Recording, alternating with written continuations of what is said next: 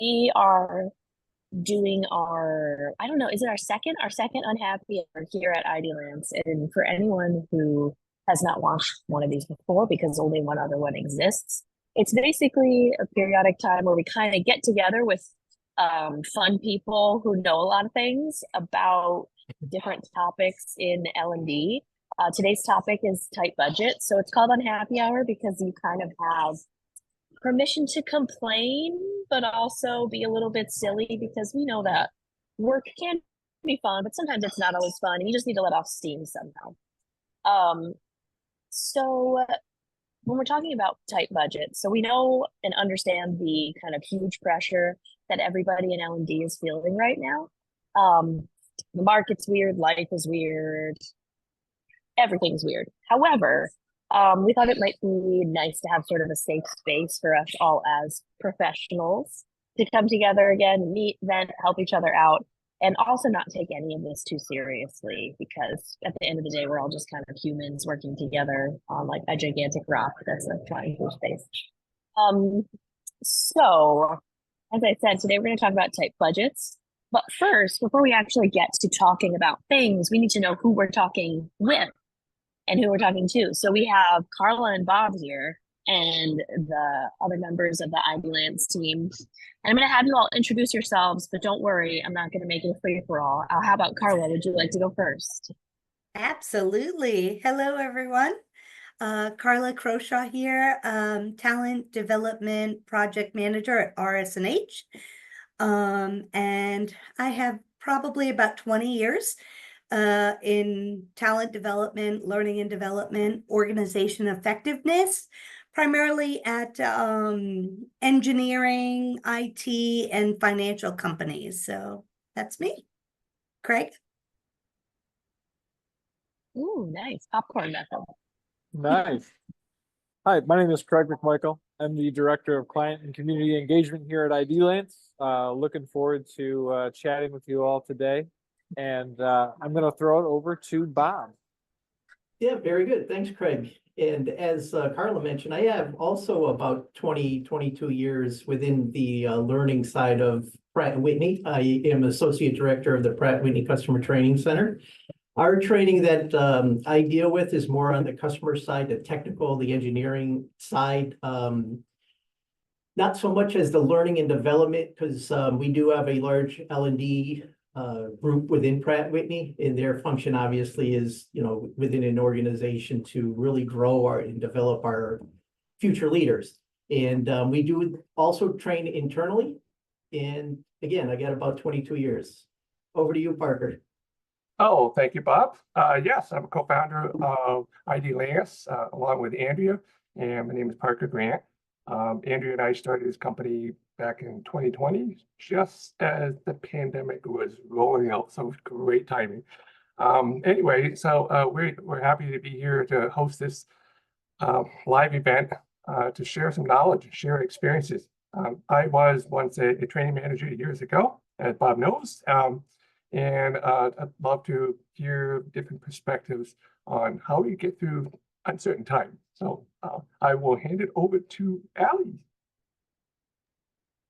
Hello, my name is Allie York, and I'm the Director of Learning Design Development here at IDLance. I am myself an instructional designer and developer and a project and program manager.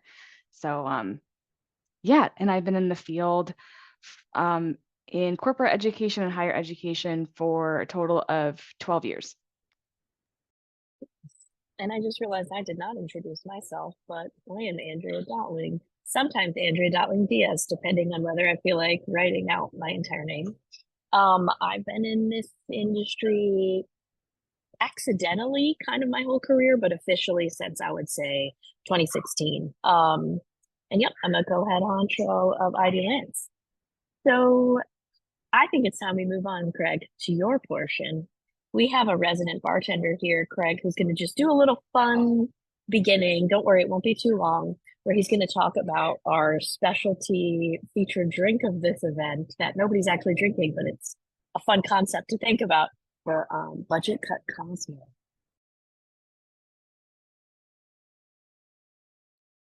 Well, I have to apologize.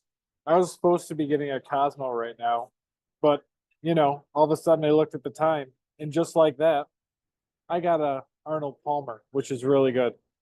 But for you kiddies at home, we have a little Cosmopolitan, sometimes referred to, which I think would be really good. But if you're going to be making yours at home, let me suggest 2 ounces of vodka, something nice and generic to represent the low-cost training materials that lack the punch of a premium program. 1 ounce of Cointreau. If you can't spring for this, just throw in an Orange Jolly Rancher. Or if you're a real gangster and OG, go for peach. Next, add 1 ounce of cranberry juice. Cranberry juice supports a healthy gut that will help decrease any IBS flares related to budgets. Lastly, a half an ounce of lime juice. Add a squirt of the tartest lime juice you can find to really capture the initial shock and disappointment of budget cuts. Finally, garnish with an orange peel. Make sure your orange peel is thin and wilted, just like your diminished motivation due to budget cuts. But with that, I'm going to kick it back to Andrea. I hope you enjoy your drink. And maybe this is a John Daly instead of an Arnold Palmer. But I guess you'll never know.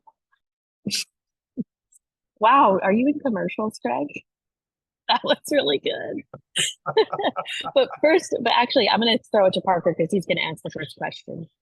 Well, I have to say first, though, that budget cut combo sounds really enticing. I just might have something later after the session. Who knows? But the Arnold Palmer sounds good. Sorry, Allie. We have to throw in the Arnold Palmer inside joke with us, by the way. Anyway, okay, let's get to some serious business of asking questions. And the first question, actually, I would love to ask Bob to respond first, and then Carla can respond after that. This question is related to AI.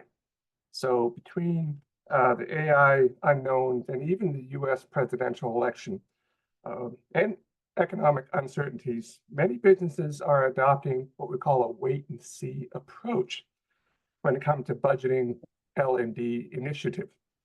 So for leaders in this situation in the L&D field, what strategies can be used to keep training programs active and top of mind when spending is so-called on hold? So Bob, if you'd like to respond with some thoughts around that, and then we can turn it over to Carla for additional. Yes, certainly, Parker. Obviously, good question. We here at Pratt Whitney obviously went through this during the COVID days, right? When we did downsize, especially within our organization here. And just for people to understand what we do, our training, technical training, is to train the world airlines, both military and commercial, on engine maintenance to maintain their fleets.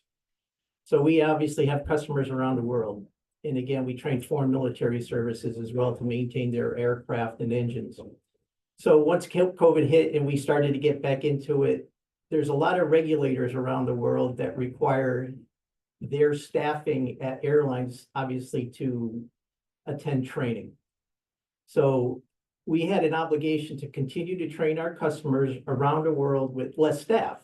So how do we do that? What did I do? That type of thing. So certainly one of the things we never used to do is what we're doing here through Zoom. We created on our remote, we call it remote or hybrid type training, where we no longer had to send somebody out, say, across the world and spend the money to get them out there and then to train them and to get them back. Rather, on the theory type stuff, we're able to turn that strategy into teaching all theory remotely, at least for the time being. That worked okay, but obviously they had to have their hands-on type training as well. So what we did was, or at least what I started to do was, we have field reps all over the world. And instead of our team here in East Hartford, Connecticut, and again, just kind of to ground everybody, we have a facility in East Hartford, Connecticut, staff to be able to do that. We have a facility in Beijing, China, and we have a facility in Hyderabad, India. And then we work out of Eglin Air Force Base down in Florida for the military side. So how do we get people all the way around the world and still maintain budget, that type of thing? So we would train, what I did was train the field reps located at all of these different airlines. For example, we had a request come out of Reunion, a small island off of Mozambique. Air Strahl is the customer out there. That's literally halfway across the world for us here, and then also for the facilities in China and India. The field rep resides there, so we train that field rep up. We brought him here, it costs money, sure. We trained him up to be able to provide the training they're required. He went back home, and now he's able to do that training all the time for us without sending anybody. So we've done a number, we've trained hundreds of people, if you will, out there. We no longer have to send someone out. Well, I did that all over the world. So we now have, if you will, a hybrid training staff. We also went into, obviously, contracting. So we went into being able to contract. And then the last thing I did was also within our full Pratt Whitney of roughly 50,000 employees, began training up and utilizing other departments to help support specific areas where we could no longer do it because we didn't have the staff, but yet they had the knowledge and ability to train. So we created trainers of them, and we're able to do that. So the bottom line, the strategies we used was something we never done. We had gone out and started remote hybrid training, and then utilizing existing staff within the company outside of our group to be able to, reach out to our customers and train them as needed, obviously, so that they can maintain their fleets. Yeah, that's great. Thank you, Bob, for sharing that. It's interesting when you have to work with a limited budget, you have to think out of the box and being able to think, oh, wow, there are other resources out there, and we just have to figure out how to access them, get them trained up to help support your internal mission. So yeah, it's interesting how we can all figure things out. I appreciate your response on that. Carla, do you have any, some additional thoughts around that question? Yeah, I think a lot of the organizations, especially after COVID, right, they did a huge shift to really that virtual learning, right? All the face-to-face learning almost stopped overnight, at least for the businesses that I was in. And so organizations were saving a huge amount of money there.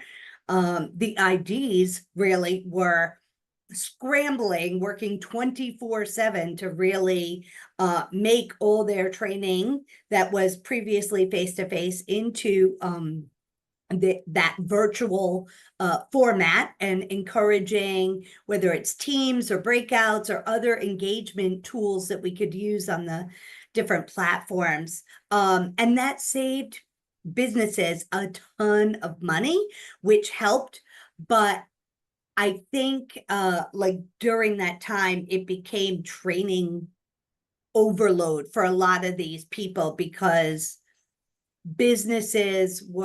people were trying to get trained over and over. And I heard, at least from our companies and our staff, that people had basically reached the maximum, especially during COVID, because they missed that face-to-face, they missed that interactivity and everything that went with that. So yeah. I think that's interesting you bring that up about like they miss the interactivity. And those are some of those conversations we're having now of like, we have a lot of e-learning, but I feel like we're starting to see a rubber band kind of start to snap back a little bit, where people want that face-to-face. And I think that's where the fun opportunity is like, we're on tight budgets. Let's figure out, if we're going to bring people together, let's figure out how to do that intentionally. And let's just make sure we're not listening to, a presentation for, 2 hours. Let's really kind of make this interactive. So I think it's interesting to see kind of where we're at now, because we're starting to see that we're kind of coming out of that and looking at what does it look like going forward. Yeah. I would, just to highlight a little bit more what Carl and Craig are saying, I couldn't agree more. When we did go into COVID, we were probably 95% obviously remote hybrid type training. Today, and now that we're out of it, we're in 2024, we're 5% hybrid. We're back to 95% in class, hands-on, because it's a good strategy. It does work when we went hybrid, in the theory type stuff, but we're seeing exactly what you're talking about. They want to be in a class, hands-on, touching things, communicating with other people, that type of thing. And one other point Carla made, which I fully agree on, is overload during the COVID time with training. It's exactly what happened here as well with within the organization. When within our L&D, we had to go through so much training that it became overload to basically a click on a computer and just get me through it, as opposed to really sitting through it. So I can't agree more. Yeah. I would also add to what Craig was saying, right? The days where you are sitting in a room, if you are face to face or even virtually, the days of sitting and watching a PowerPoint slide are completely over. I mean, nobody, especially the new learners, the digital learners that we've created because of COVID, they are not going to sit and watch a PowerPoint and go click, click, click all the way through. There has to be some sort of activity, focal point, interactivity with videos or escapades that they go on, or scavenger hunts. I mean, the creativity that came out of the COVID is unbelievable. And I think it forced us almost to step up our games, as I'm sure, Bob, you have done. Right now that everybody's face to face, it's taking a lot more of the interactivity elements into that program. And it's changed from what you did probably 3-4 years ago, right? Yeah, absolutely. The technologies, when we talk about strategies, right? The technologies have changed really dramatically since we went into COVID. And again, even though budgets decreased, we did spend money in technology. So we did create some VR type of learning devices. But what we really got into were the animations in the videos, right? That we're able to ship anywhere in the world to show people how to do a certain thing. But another piece of it, again, is exactly again, what Carla's saying with the newer, younger people coming out of schools, the really digital technology type people that no longer want a hard book and a PowerPoint in front of them. They want to be able to manipulate some 3D model, which we use now. We use it, we don't really use books anymore. We do give them like an iPad where they can see all these animations as they're learning. We go out to our shop, if you will, our shop floor. Not only is it hands-on, but they're viewing these things online as well, in terms of being able to see inside of things and how things work using the animations in the 3D model. So 100% our technology and the use of technology has helped us tremendously. And believe it or not, it's helped reduce the amount of people that we really need to provide the training that we have. Nice. Nice. We're going to move to our next question because we have so much to get to. But before that, Bob, I have a very important question for you. We only have one word answer, and then we're going to go to the next question. What sandwich is the best sandwich? That's a loaded question. You'll get one word. Or if it's a multiple word sandwich title, that's acceptable. Tuna. I respect that. All right, Allie, you're up. Wonderful, wonderful. So question 2, this one, we'll start with Carla, and then after you answer, we can open it up. So when L&D teams are overloaded due to budget constraints, what's the biggest thing that can be taken off of your plates or off of L&D team plates to alleviate stress so that you can focus on the things that are really important to you during this time? So what are the smaller things you can offload so you can focus on the essential things to keep the lights on, whether it be, you know, KPIs and top-down initiatives, et cetera? Yeah, no, it's a great question. I think organizations, especially L&D leaders, are now forced to really take a look at what they're doing and make sure of 3 things. One, that they are making L&D an investment and the leaders know it. 2, you're making learning relevant to the user, right? I mentioned before, gone are the days where someone's going to sit and you're going to go through a PowerPoint and that's it. And I think 3 it's crucial now more than ever to measure impact. So you even said the KPIs, right? So let me deep dive just a bit more.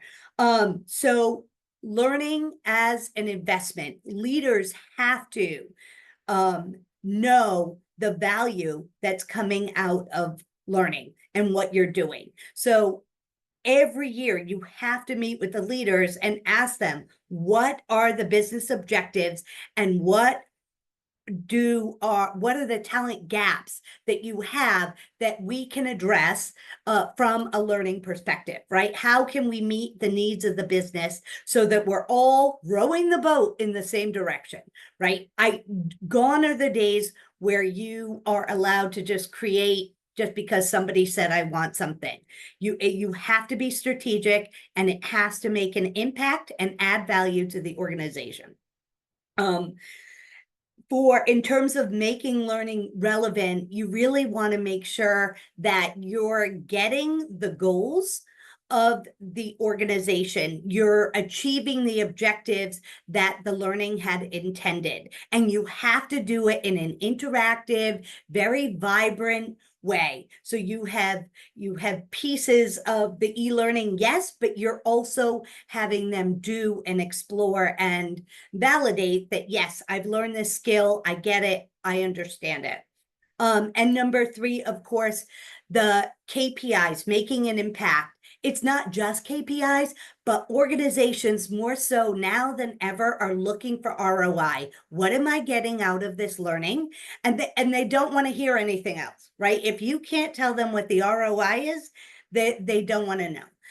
And this is how we prove our value and prove our worth, by getting those numbers to them so we can validate, look at your investment, and here's what you got out of it, which is what we knew right from the beginning, right? If you bring the leaders to the table and ask them and agree to what the behaviors are going to be at the end of that learning, you agree to that right up front, and so you'll know, yes, we achieved our objectives, or no, we didn't, and what do we have to do to correct that? But yeah, I think in today's environment, you have to be very focused on those 3 areas. So because the cost-cutting environment that all companies are in, no matter where you are, is real. Absolutely. I love how you listed out those 3 things, and girl, I was taking notes on all of that because I think that's really solid. A counter question, or not a counter question, but a clarifying question onto that. So Yeah. these are the 3 things that you have to consider during your budget cuts.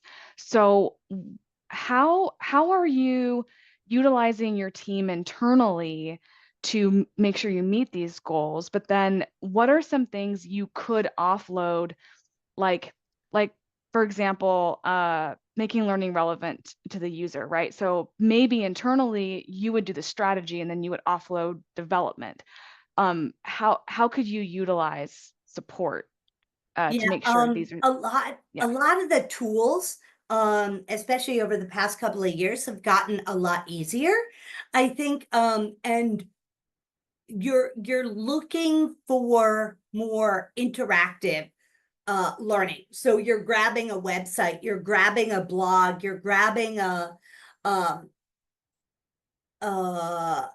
like learning video or what have you, to make the learning more real and more interactive and interesting to the users. But you are right, it's you can get other teams to help you with the development piece. There are a lot of companies out there that can take that for you, and it's probably more cost effective. I've found that the prices for putting these learnings together are far cheaper than they used to be. And it's a very competitive market, right? You can get contractors, you can get interns, you can get all of these people to help you do that as well. A lot of schools, colleges, universities are investing in that as well. right? Internship programs that they can try their hand, and companies are doing it too to develop their people.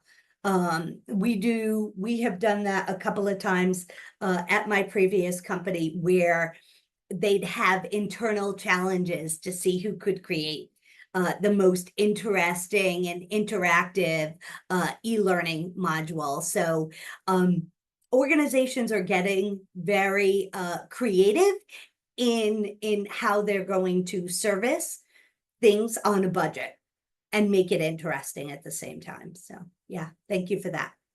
I love that. Thank you. Bob, what would you like to add? Yeah, I was just gonna say, I mean, ROI is really important, right? And here for us, ROI is very, very difficult to determine, but I agree, ROI is very important. And Carla mentioned a few things that we're doing here in to offload some of the ISD, instructional system design type of work that we have here. We have a group, my sister group, if you will, that does all of the creation for us.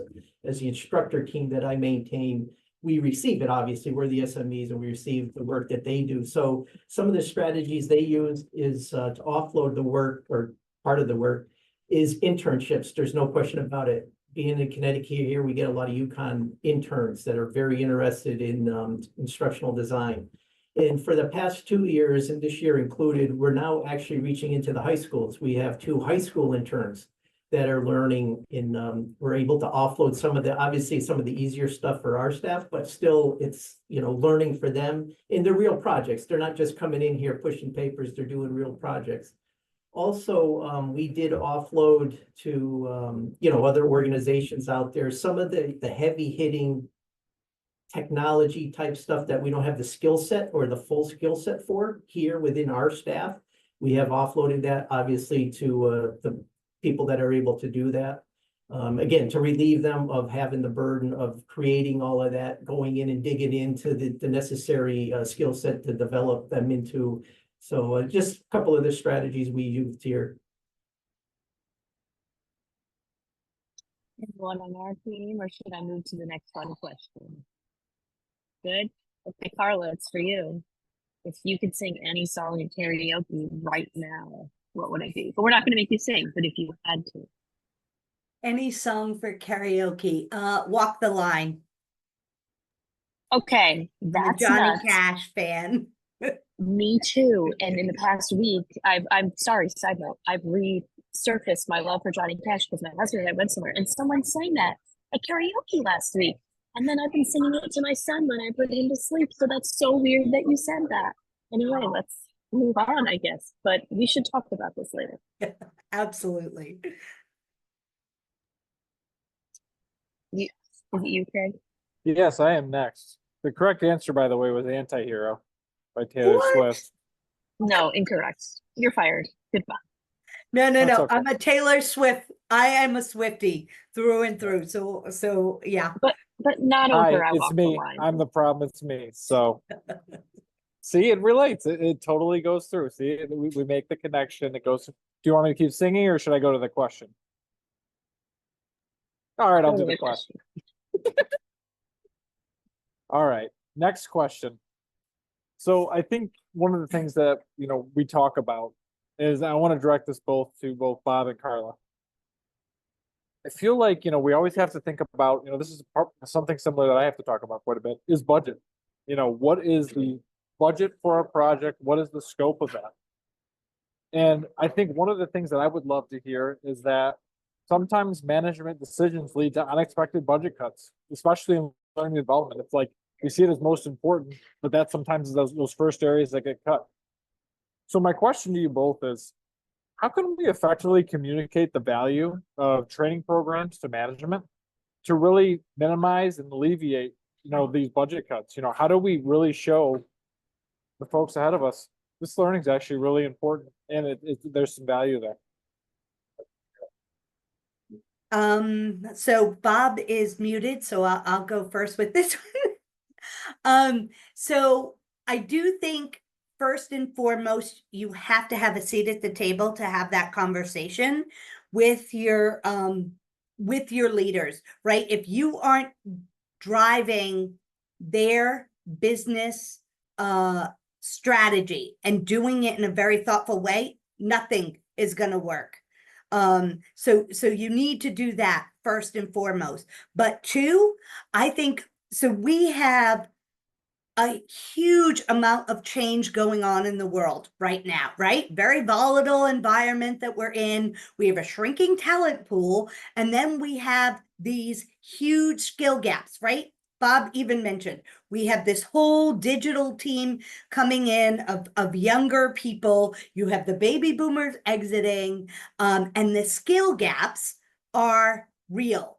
And skills are, I think, a new way a lot of organizations are trying to meet and answer all these different issues going on within the workplace, right? So I think if you can sell the fact that the half-life of all skills is only 2 to 5 years, and by 2028 all the workers are going to have their skills disrupted by 44%, right? Whether this is stats from Deloitte or World Economic Forum, LinkedIn, all these skills are changing. And this forces us as organizations, if you want to stay relevant, if you want to stay competitive, if you want to be in business, you have to invest in your employees and upskill them in the areas where those gaps are, right? Whether it's digital, whether it's AI. I mean, these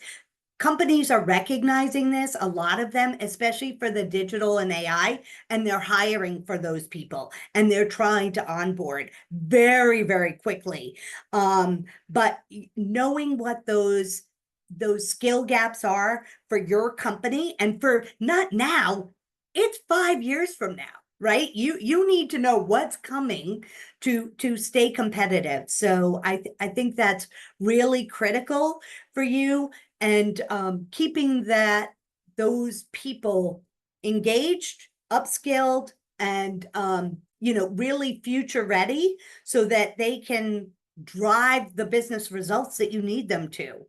And really, learning is something that employees expect. If you're not upskilling your employees, they're leaving, and organizations do not have the time or the bandwidth to keep hiring, right? So if they aren't investing, that's what that will mean for them.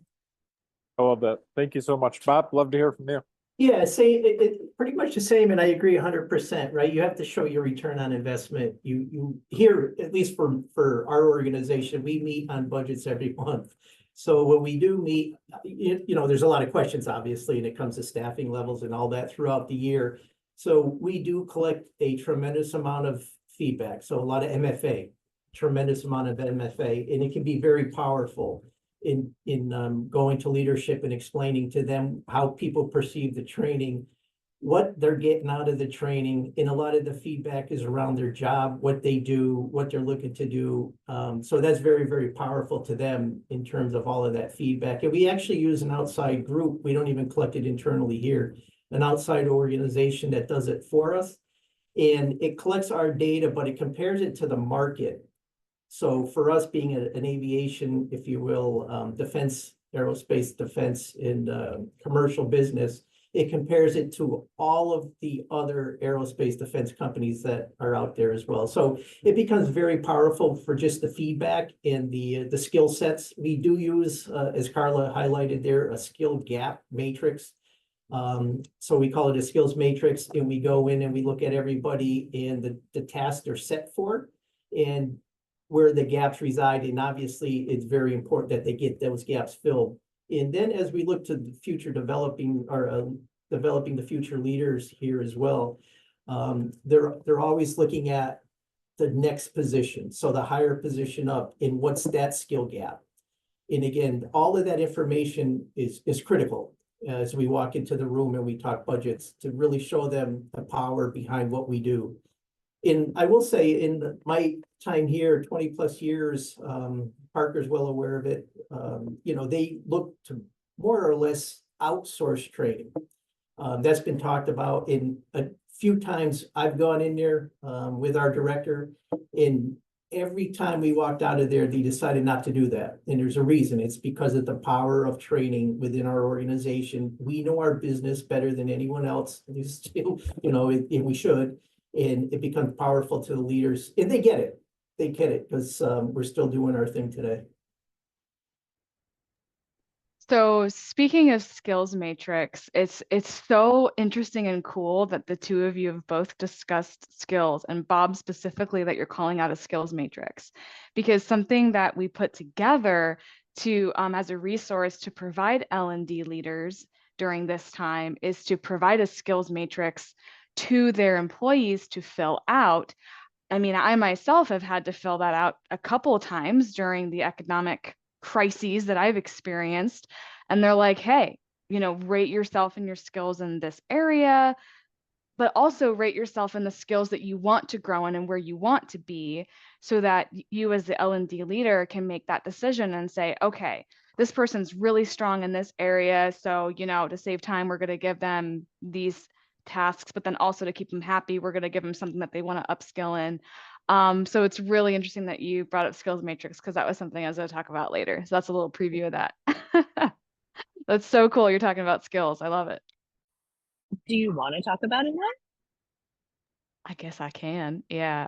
What else was Why I going to not? say about it? So we have a tool. I don't know if I was supposed to share my screen or not with this tool, but we have this really awesome skills matrix that Meg used her graphic design powers to put together a PDF resource. You can download your free skills matrix now by clicking on the link in the chat that I'm going to add in there in 2 seconds. And y'all can take a look at it.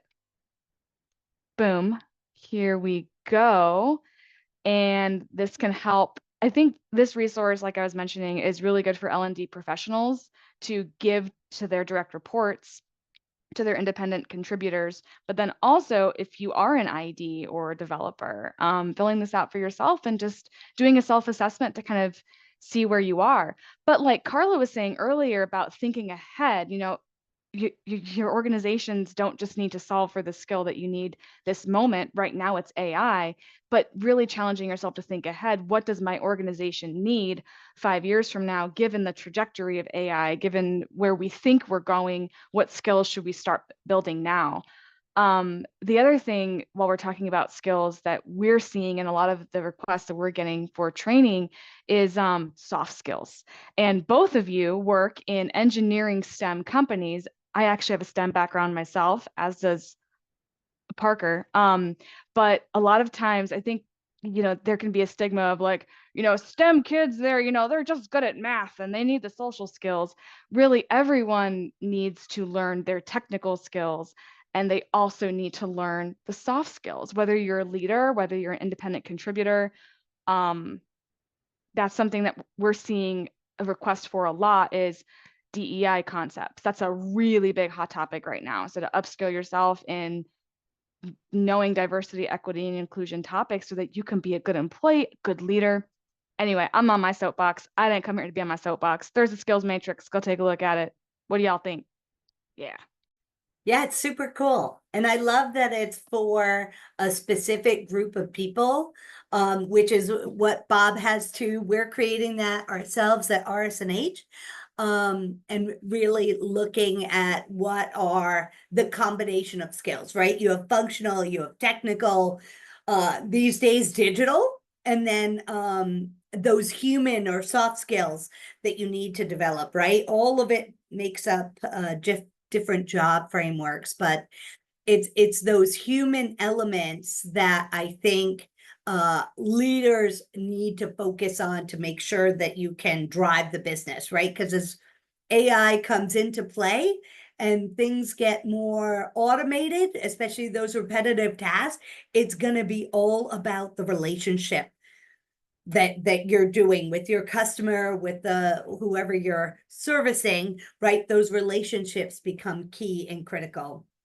So human skills are where a lot of businesses are investing their time, right? You still need the functional and the technical. My God, Bob, where would we be if we didn't have that? You know, I'd be very afraid to jump on an airline if we didn't have that. But yeah, it's now definitely a focal point for sure.